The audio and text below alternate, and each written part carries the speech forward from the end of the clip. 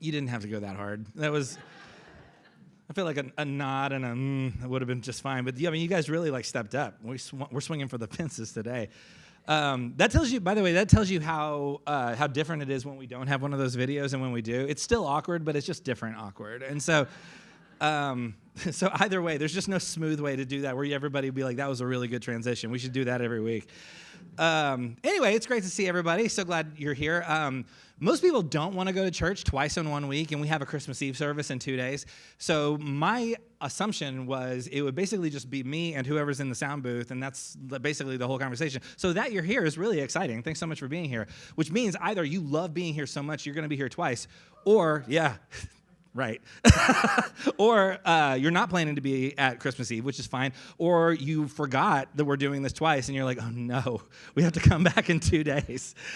Either way, we're really glad you're here. No matter what it is, no matter which of those circumstances is most true for you, thanks so much for being here. We'll hopefully be respectful of that and and give you something worthwhile and not waste your time for the next 30 minutes. That's my goal. That's what I'm going to try and do. We're setting the bar very low. So anyway, we're moving towards Christmas quite rapidly, as it turns out, because it's just in a couple of days, and we are in a season right now called Advent. And I don't know about you, everybody, I realize lots of us probably grew up in different kinds of traditions. I grew up Baptist, which means very little, if any, kind of awareness or discussion of what's known as the church calendar or the liturgical calendar. So words like Advent or Lent or like Epiphany, that's a whole other one. Those things were completely unfamiliar to me until I went to college and became friends with people who did grow up in different traditions. And so you start learning about these different seasons, and you're like, oh wait, Christmas isn't like, yeah, we just do Christmas on like Christmas Eve / Christmas Day, and that's how we do Christmas. But then there are other traditions inside the construct of American Christianity and global Christianity, which are like, no, it's like several weeks of something we call Advent, which is, it is a build-up season of Christmas is like the destination point. It is the thing that it is kind of all steering towards, but it isn't just like centered around this one day. The whole season creates kind of a mood, an atmosphere. It creates a sense of anticipation, a little bit of tension in there. And so Advent is this moment, or this series of moments in time when we are intentionally waiting for a thing that has not yet happened. And so so maybe you grew up in that where you were very aware of that, and you did Advent every year, and you had like a calendar, and like you opened like the little doors every day or did whatever.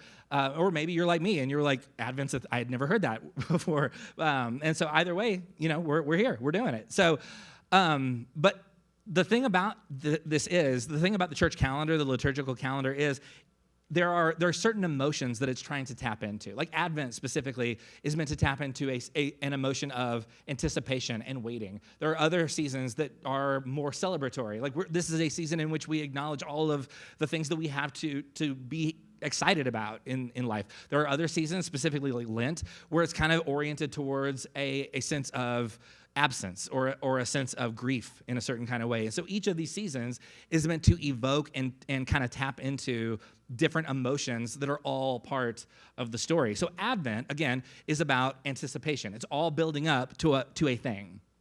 And so the thing about that is a lot of us we don't have lots of opportunities to anticipate things because everything is available all the time. But there was a time not that long ago, not to sound like an old person, but there was a time when things weren't just on demand, where you couldn't just like want a thing and then just get it with your phone. You had to wait for that thing to become available. Like actually the way I learned how to tell time was because I needed to know what time Batman came on in the afternoon, not the cool animated one, but like the really old like Adam West one. And because at the end of every episode, this is my favorite show, at the end of every episode they would say tune in next time, same bat time, same bat channel, and I had to know what bat time to be available. So I had to ask my dad, like, what bat time does this happen? And so he sat me in front of the microwave, which is where the clock was, and he said, okay, so when these numbers say 430, that means Batman is on. And so I was like, okay. So I would just like sit there and wait for days for 430, because you have to like learn like, oh wait, there are other numbers that come before 430 to get you there. So I had to learn all of those things. But what it did was it instilled in me. Also, it created an urgency for like I need to know how to tell time, which is why like my kids, I mean, they can tell time, but they don't. It doesn't really matter to them most of the time that they can tell time because the things that they want are always kind of available, And so like having to know certain things and having to tap into these kinds of ideas and the sense of anticipation is a thing that I don't want to sound like somebody who's like, it was all better back in the 90s, even though mostly it was. But there are things that are better now. But one of the things that we have lost is that sense of everything now is available all the time, which in a lot of ways is a good thing. It's great that you can get like 24-hour medical care if you need it. There are things like there are times where you need to be able to get a hold of somebody right now, and you can't wait for them to like get home and be near their phone. And so there are things that are better now, but there is also a thing that perhaps we've lost, which is this built-in rhythm of learning how to anticipate things that have not yet happened. And so in a 21st century world in which everything is already available all the time, have we forfeited that? Have we lost this natural sense of anticipation that comes within the rhythms of living life? And so as we look at these stories and as we engage in calendar type events like Christmas and Easter and other kind of points in time, what it can do is it can teach us like what anticipation can offer us if we choose to engage with it. So if you engage with these ancient traditions and stories, what we find is there's an intentional time of waiting. It's actually built into it. It's not a bug, it's a feature. Waiting is part of the journey. And so the waiting teaches us something beautiful about what it means to be human and alive. The season of anticipation makes space for me to learn and to ask questions and to look inside of myself. So when I've reached the point in time that I'm moving towards, I will have hopefully maybe grown or evolved in some sort of way. I will have deepened my understanding of myself or of God or of the world around me through the act of waiting itself. So that's what Advent is supposed to be. It's not just there to create like a sense of like a thing is out there, and at one point we will have arrived at that point. It is what between now and then can I learn about myself, or what between now and then, in what ways can I grow as I engage this particular season of waiting. So Advent, again, is a season that exists on the calendar for the purpose of anticipating Christmas. And Christmas, of course, is the day that represents the birth of Jesus. It is a day in which we acknowledge there was a point in time when the divine became flesh, when humanity and divinity collided with one another in a specific, unique moment. And so Christmas Day is a celebration, but in creating time and space to anticipate that celebration, we learn more than we would have if the whole thing had just been oriented around just the celebration. If the whole thing just like happened all of a sudden without the anticipation, is there something we might lose? So today, which obviously leads us to a story about a guy named John the Baptist. Actually, his name was just John. He got the nickname John the Baptist. We'll talk about that in a second. Not Baptist like the way I grew up, but like Baptist in another way. So this is not typical like 2 days before Christmas type of content. You probably came expecting something about like wise men or shepherds or something like that. That can be Christmas Eve stuff. Today we're talking about John the Baptist. So, hopefully the whole thing will make sense. And here's why we're talking about John the Baptist today. Because John's whole, like, as he describes his own work, as John engages with other people, John talks about himself by always saying, oh, I'm not actually the thing you're waiting for. I am here to set things in motion so that you're ready when the thing that you're expecting actually happens. So I'm the guy whose job it is to let you know that the thing you're waiting for is coming. And of course, that is the arrival of Jesus. So John's entire function in the scripture is built around the act of anticipating the arrival of Jesus. So the question then becomes, what is John preparing people for? Like, why do people need to be prepared at all? In other words, why does Jesus need an opening band?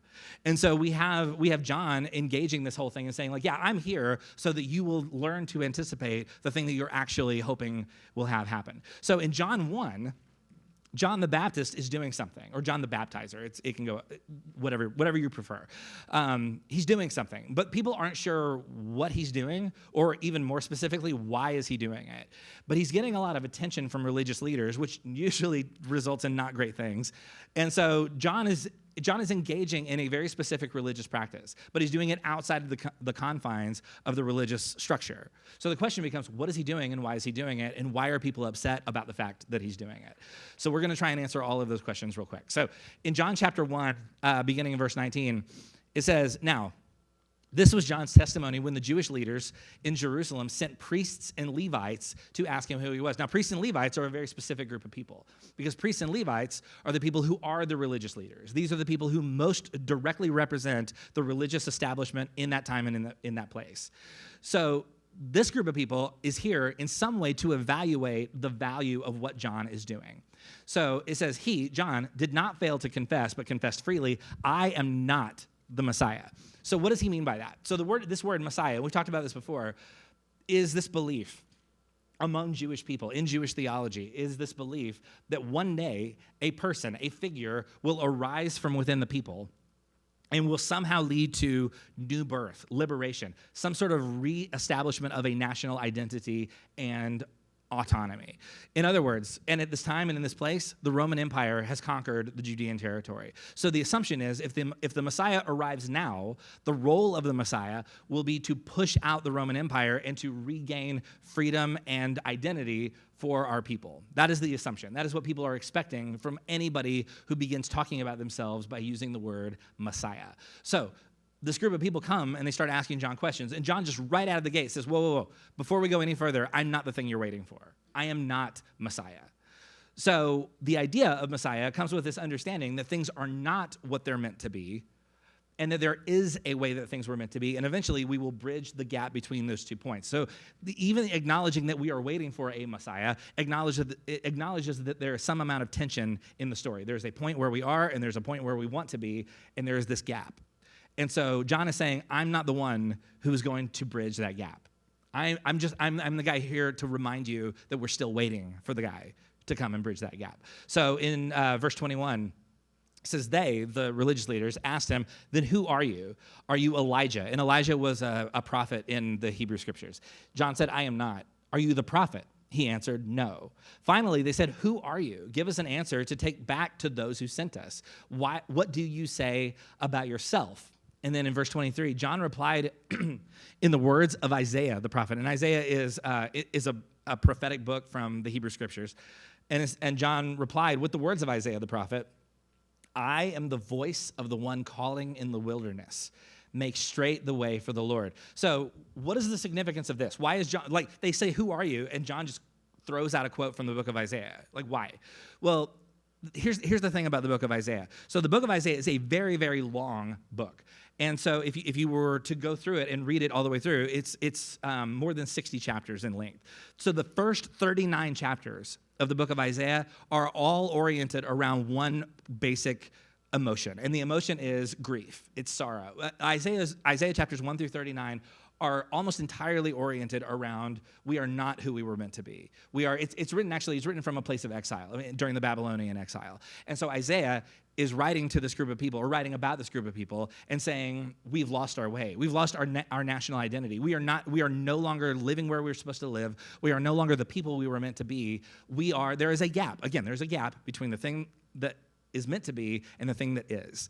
And Isaiah chapters 1 through 39 are all an acknowledgement of that reality. Now, what's interesting, though, is in chapter 40, right after chapter 39, because that's how numbers work. So in chapter 40, Isaiah shifts the tone. Something happens, and the tone begins to change, and the tone shifts towards something new is taking place.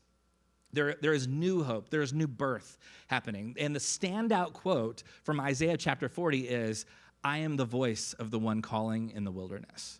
So the religious leaders at the time, the Levites and the priests, everybody listening to John is going to know that quote. That's a very well-known quote among this group of people. So they say, what are you doing and why are you doing it? And John says, well, obviously, I'm the one calling from the wilderness. I'm the voice calling out in the wilderness. And they would be like, oh, okay, that's interesting. Because what you're saying there is we have been in a time of grief. We've been in a time of lament. We've been in a time of displacement. And now what you're saying is we are moving towards a time of new hope and rebirth. So John is saying, you know that feeling that things are broken and we've lost ourselves and we feel displaced in the world? That's going to change very soon. And so then in verse 24, it says, now the Pharisees who had been sent questioned him, why then do you baptize if you are not the Messiah, nor Elijah, nor the prophet? What is their major concern? All of a sudden, it's coming into focus, right? Oh, the thing that's bugging them is that John is baptizing people, which literally means to immerse in water. So it means he's out there, like in a river, presumably, pushing people down into water and bringing them back up and saying, you've been baptized, you've been immersed. And so what is their major concern with John? He's doing this thing, And they want to know why. They're confused, and they're a little concerned about the fact that he's doing this at all. So in verse 26, it says, I baptize with water. John replied, but among you stands one you do not know. He is the one who comes after me. And this is a reference to Jesus. He is the one who comes after me, the straps of whose sandals I am not worthy to untie. So why do they care? Really, I mean, that's genuinely the question. If you have a whole job of like maintaining and keeping up with the well-being of the temple, and you're some random guy is out like pushing people underwater in a river, like why would you care? You know what I mean? Like would it affect you at all? Because for some reason they care a lot. So the question is like why? Why are they so worked up about this? Well, here's why. Because John, in doing this, is actually tapping into something very deep and ancient. He's tapping into a religious tradition, and the religious leaders are a little confused about, like, why are you doing it out here, and you haven't consulted us on how and why you're doing it at all. So here's the thing, and this is why it can get confusing to those of us who grew up in Christian churches in the 20th and 21st century, because John is actually tapping into something that existed before the Christian tradition of baptism. Because if you grew up, like most of us did probably, in churches like this one, where baptism is meant to symbolize the death and resurrection of Jesus, right? Like you go under especially baptism by immersion, it's meant to represent you go under the water, that represents the death of Jesus, and you are raised as if resurrected. So it's meant to reflect the death and resurrection of Jesus. That's how it was always taught to me, because that's the tradition inside like Christian culture that it represents. Here's the thing though. Baptism existed before Jesus died and resurrected. So the question then becomes, okay, well then before the death and resurrection of Jesus, what did it represent then? That's a great question. Thank you so much for asking. So why is John baptizing people if this thing that he's making reference to hasn't actually happened yet? Why are people freaking out about it? Well, for that, we're going to obviously have to go to the book of Leviticus. I know you were expecting it, so just here we are. It's the book of Leviticus. So here's the thing about the book of Leviticus.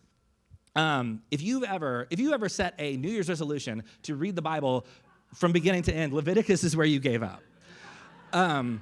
Because it's a tough read. It does not, like the words do not jump off the page. It's not fun to read most of the time in any sort of way. And I had a friend in seminary who would refer to Leviticus, and he would say, Leviticus is like a horror movie with no plot or characters. It's a lot of like seemingly meaningless violence, and then followed by stuff we don't understand. And so so it becomes sort of like this, what do you do with the book of Leviticus? So here's the thing with Leviticus. There are certain ways that people are expected to interact with God, including things people have thought you had to do in order to interact with God. And so the people who would be most familiar with the book of Leviticus would have been the priests and the Levites. In fact, the reason it's called Leviticus is that it was written for the Levites, because the Levites are responsible for the upkeep and management of the temple. So Leviticus is written specifically for the people who are most directly impacted by how people interact with the temple. So in Leviticus, so they would have had the whole thing memorized. So in Leviticus chapter 15, verse 2, it says, speak to the Israelites and say to them, when any man has an unusual bodily discharge, such a discharge is unclean. And this could be anything. This could be like blood. If you've ever had food poisoning, you've had a bodily discharge. Any sort of involuntary thing from your body is what's being described here. And so this is one way, according to Leviticus, this is one way that a person can go from being clean to what is often referred to as unclean. Now, unclean does not mean like, hey, you should probably go take a shower. Unclean is, oh no, you have gone from a place of being able to interact with all of the religious traditions and festivals and places that we go to being allowed to do none of those things. So unclean is you are ceremonially not welcome in certain places because of your current status. So this could be, like you can't go into the temple, you can't participate in like holidays, you can't take part in feasts. Depending on what your home life situation was, it might mean you can't sleep in your own house because you don't want to inadvertently make other people that you live with unclean. So being unclean is actually a huge hassle. And it becomes sort of a thing of like, okay, if I'm unclean, I am basically like not welcome to participate in most, if not all of society. So I need to find a way to get from clean or from unclean to clean as quickly as possible. So the question then becomes, how does one, if you've become unclean, is it possible to become clean again so that you can re-enter society, basically, and to become more acceptable to not just God, but the people representing God? So if someone becomes unclean, how are they supposed to become clean again? Glad you asked again. So in verse 6, it says, whoever sits on anything that the man with the discharge sat on must wash their clothes and bathe with water. They will be unclean. Now notice this phrase, bathe with water. It's going to come up a lot. Then verse 10, it says, and whoever touches any of the things that were under him will be unclean till evening. Whoever picks up those things must wash their clothes and bathe with water, and they will be unclean till evening. Anyone the man with the discharge touches without rinsing his hands with water must wash their clothes and bathe with water, and they will be unclean till evening. Then in verse 13, when a man is cleansed from his discharge, he is to count off 7 days for a ceremonial cleansing. He must wash his clothes and bathe himself with fresh water, and he will be clean. This making sense to everybody? So bathe with water keeps coming up. So again, does this mean just go like rinse yourself off, take a shower, and you're good? Use regular soap, and that will be fine. It's not those things. It's actually a very, very specific set of practices. So there are lots of ways a person could become unclean, but there's only one way a person could become clean again. So the word for how and where to bathe with water to become clean is actually the word mikvah. Now, mikvah represents not just the place where you would go to bathe with water. It would also represent like the process that you would go through to make yourself go from clean or from unclean to clean. So and it's a very specific tradition. That's why they gave it a name. That's why they call it mikvah. So what is John the Baptist doing when he baptizes people? He's performing mikvah. He's telling people, I know you think you're unclean, but I'm telling you, you are clean, which means you are loved. You are welcome. You are a part of this whole thing, whether the religious authorities like it or not, which obviously does not go over well with the people who are in power, because what they're actually asking him is, who do you think you are? We decide who gets to be clean. We have established the criteria. We are the people who decided who's in and who's out, and we did not sign off on any of the stuff you're doing out here. We did not approve any of the people that you're out here baptizing. And John, so who do you think you are? And John replies, I am the voice calling in the wilderness. I am the one preparing the way for everything to change. So when John prepares people for the arrival of Jesus, when people begin to anticipate that the arrival of Jesus is at hand, what is the first thing he does? He begins going around and saying that people who thought they were unclean have been clean the whole time. That's the first move of anticipation that John makes. So when John prepares people for the arrival of Jesus, what the first thing he does, he insists that more people are clean than we ever realized. It even becomes his nickname, John the Baptist, John the Baptizer. The thing he is most known for is finding people who have been told by religious people that they're unclean and then insisting that they've been clean the whole time. That becomes his whole reputation. So the whole thing is oriented around saying, like, I realize you have been pushed to the margins. I realize you've been told over and over and over again, you're not welcome here. You are not loved. You are not accepted. And I am telling you, I am the voice calling out in the wilderness. And I am telling you, you've been clean this whole time, whether you knew it or not. Let's jump forward a little bit. In the book of Ephesians, which is a letter written by a guy named Paul to an early church, this is after now the death and resurrection of Jesus. So we're in a post-resurrection reality, and Paul is beginning to acknowledge that in the book of Ephesians. So the new reality is in full force.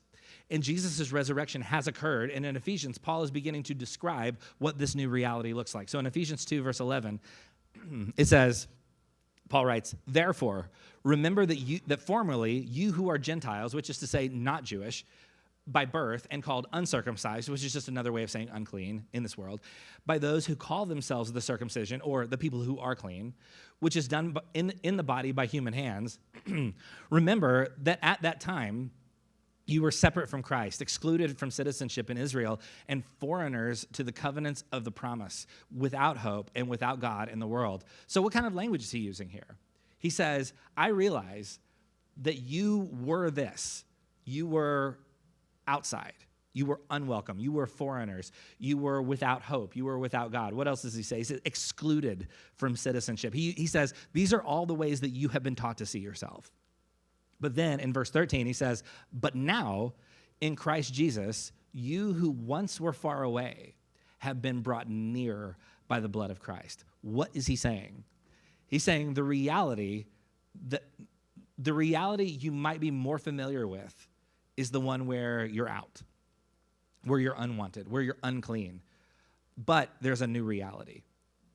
If you have ever felt far away, now you are near. If you have ever felt like an outsider, now you are part of the tribe. The whole thing Paul is saying is you thought it was one way, but it's actually this other way that says that it continues over and over and over again to insist you've been clean the whole time. You may not know it, but you have been through the mikvah. You are clean. You are welcome. You are loved.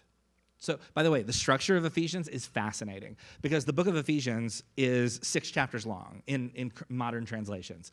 So, in those 6 chapters, if you read through just the first 3 chapters, you will not find one commandment, one instruction, one piece of advice, nothing. All you're going to find in Ephesians 1, 2, and 3 are affirmations.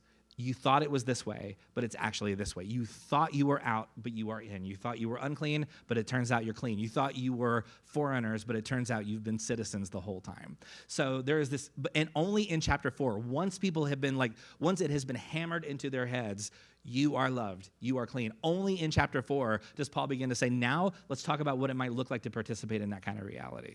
He doesn't begin telling them what to do until he's already told them who they are. So this is what John is doing. This is what anticipation is meant to bring up, which is, we've been clean the whole time, whether we like it or not. So the structure of Ephesians, even in the structure of Ephesians, we are being reminded that there is a new reality. Let's jump back to the book of Acts, chapter 10. There's a story, and I realize Ashley talked about this story a couple of months ago in a different series. So we're just going to kind of very briefly revisit it because Ashley spent a lot more time on this. But we're just going to kind of touch onto it because it does sort of highlight kind of what we're talking about here. But in the book of Acts, chapter 10, you have this guy named Peter, who we've talked about a lot this year. And Peter grew up Jewish, which means he grew up with the sense of clean and unclean, right and wrong, black and white. And part of that meant Peter grew up being told you only eat certain foods because certain foods make you clean and other foods make you unclean. So he's about to go talk to a guy who is a Roman soldier named Cornelius. And so Peter is about to interact with somebody who has been, in his own tradition, and in Peter's tradition, has been somebody who has been unclean for his whole life. And so right before that happens, in Acts chapter 10, verse 9, it says, about noon the following day, they were on their journey and approaching the city. Peter went up to the roof to pray, and he became hungry and wanted something to eat. And while the meal was being prepared, he fell into a trance. He, Peter, saw heaven opened and something like a large sheet being let down to earth by its 4 corners. It contained all kinds of 4-footed animals, as well as reptiles and birds. Then a voice told him, "Get up, Peter, kill and eat." Now, here's the thing about all of the animals described on this sheet that Peter's being told by God in the dream to eat. According to ancient law, all of it's unclean. You're not supposed to eat any of it. So now you have all of these animals that Peter's been told his whole life by his tradition and his religion, you're not allowed to interact with these kinds of things. And here in this vision, you have God saying, eat these things. And then in verse 14, it says, "Surely not, Lord," Peter replied. "I have never eaten anything impure or unclean." So let's take a minute and kind of reflect on what's happening here, because this is actually weirder than it sounds. So Peter is so devoted to God that when God tells him to do something, he won't do it because he's worried that it will upset God. Is your head hurt yet? That's what? What in the world? Why would you have that sort of response? Well, because sometimes our traditions get in the way of doing the things that God actually has set in motion for us to do. So this is the power of religious tradition. The power of religious tradition can be so strong that even when God says, this is a thing I would like you to do, well, that's not what we do. I've never done that before. Peter's religion is getting in the way of him doing the thing that God is actually asking him to do. So, and then in verse 15, it says, the voice spoke to him a second time, "Do not call anything impure that God has made clean." Okay, so all of a sudden, this is actually not at all about food. Peter is about to go into the house of a guy who is not like him at all. He doesn't follow the same traditions. He doesn't eat the same kinds of foods. He doesn't see the world in the same way that Peter does. And so before he goes in, this God has to come and speak to Peter and say, look, You're going to go in there and you're going to assume that you're clean and this other guy isn't. That you're welcome, you're part of it, and this guy's on the outside. Let's go ahead and get rid of that idea right now. Let's dispel that myth as quickly as we can, because do not call anything unclean when I've said it's clean. So it is entirely likely that because of Peter's tradition and because of Peter's faith and religion, he won't be able to connect with this guy in a meaningful way. And God says to Peter, don't you dare say anything is unclean once I've said it's clean. Which brings us back to John the Baptist. So John the Baptist is saying there's a new reality. And in this new reality, the people you would be most inclined to insist are unclean have been clean this whole time. Whether you like it or not, whether you approve of it or not. That's the way it is. And we do not get to decide what's clean and what's not. And John is out here saying, oh, people are clean regardless of whether or not the religious system allows that to be possible or not. We've probably all seen something like this, right? How many of us have interacted with somebody or have had a conversation with someone and they were made to feel so bad and so small by the religious institution that they grew up in that it made them feel so broken and alienated from the whole thing that coming into even a space like this would be very difficult. I remember when I was a youth pastor, this is a long time ago, it was like almost 18 years ago, I think. There was a girl in my youth group who was a senior in high school. And after a Sunday morning service, she came over to me and she said, Rob, I need to tell you something. And I don't know who to talk to. I can't talk to anybody about this. I just have to tell somebody because I can't be the only one who knows this. And so I said, okay, like, what's going on? And I thought maybe she was like in danger or something. And she said, I'm pregnant. And I don't know what to do. And I can't tell my parents because I'm scared of what they'll say. And her parents were members of the church where I was working. And when she told me that, my first thought was, like, well, surely you can tell your parents. And then I thought about it and remembered, like, oh, actually, her dad's kind of a scary guy. And, like, I totally understood her fear in telling her dad. And I said, I don't know that you're going to be able to keep this a secret forever. I said, you're probably, I said, I know it's scary, but you probably need to tell your parents. And because eventually they're going to figure it out. And so she said, okay. She said, I'll tell them, but you have to be there with me. And I said, okay, yeah, I'm happy to do that. She said, also, you have to tell them that I want to talk to them. And so I was like, I don't get paid enough for that. But I'm just kidding. So I said, okay, so we set up a time later in the week, like the next day or two, for her to come and meet me and her parents in my office at the church. And if you've ever, by the way, had to tell a parent your teenage daughter would like to have a really serious conversation with you, but I can't say why, but you have to come and meet me in my office where she would like to speak with you, that is not a fun conversation at all, ever, to have. And so, but we were able to make it happen. And so the parents came in, and there was a couch in my office, and the three of them were sitting on the couch. And so we got them in the office, and I just kind of gestured to the girl and said, go ahead and, let say what you need to say. And and she started to cry, of course. And she begins to talk about it. And she says, I'm pregnant, and I don't know what to do, and I'm scared, and I didn't know how you would feel or what you would say. And that's why I wanted to tell you this way, just because I didn't know how this would go. And of course the mother starts to cry, and the dad, he gets emotional, but he does this thing. And again, this is a very intense, scary guy. I would not want to deliver bad news to this guy. And so he does this interesting thing where he leans directly towards her, like as close as he can get to her, and his voice gets shaky, and he says, "Were you afraid to tell me this?" And she just nodded, like, yeah. And he said, why would you ever be afraid to tell? Did you think I wouldn't love you? Did you think I would love you any less than I always have? He said, for as long as you, he really impressed me. He said, for as long as you live, I will never love you less than I did the day that you were born. He said, that's never going to change. And of course, it was this very beautiful healing moment. It ended up being really good for this family.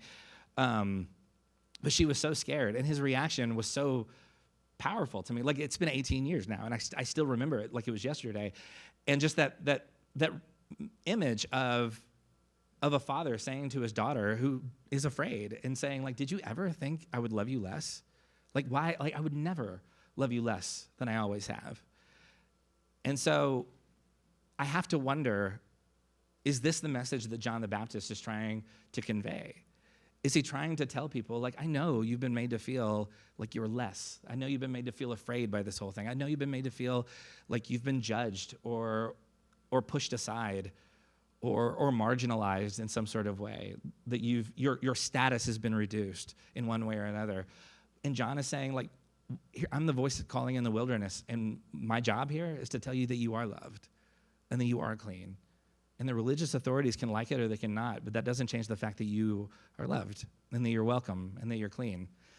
The reality that John the Baptist points us toward is lots of people feel unclean, feel unwanted, unloved, out, whatever, however you want to describe it. People feel judged, they feel criticized, they feel less, they feel reduced.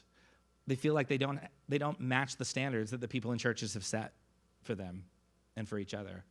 They feel unclean. And John seems to be insisting, you may feel like you aren't part of this story, like you're out or that you're unwanted, but you're loved. You are wanted.